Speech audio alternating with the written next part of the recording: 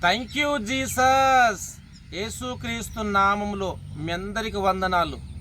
ఈరోజు దేవుడిచ్చిన అద్భుతమైన మాటలు కీర్తనలు 84:4 చరణం. నీ మందిరమందు నివసించువారు ధన్యులు, వారు నిత్యము నిన్ను స్తుతించుదురు.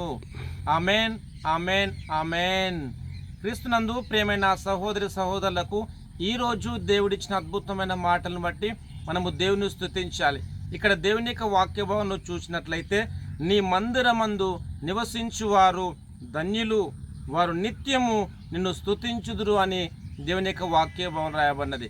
క్రీస్తునందు ప్రియమైన సహోదరి సహోదరులారా, దేవుని యొక్క మందిరమందు నివసించేవారు ధన్యులు కాబట్టి ఆ దేవుని మందిరంకి వెళ్ళి నిత్యము దేవుని స్తుతించి దేవుని ఆరాధించాలని ప్రభు మనందరితో మాట్లాడుతుండగా ఆ ధన్యజీవులుగా ఉంటూ ముందుకు సాగాలని పరిశుద్ధాత్మ ద్వారా దేవుడు మనందరితో మాట్లాడుతుండగా ప్రార్థన చేద్దాం. ప్రార్థన. ప్రేమగల దేవా, మీకు వందనాలు తండ్రి. మీరు ఇచ్చిన అద్భుతమైన మాటలను బట్టి మనం స్తుతిస్తున్నాం.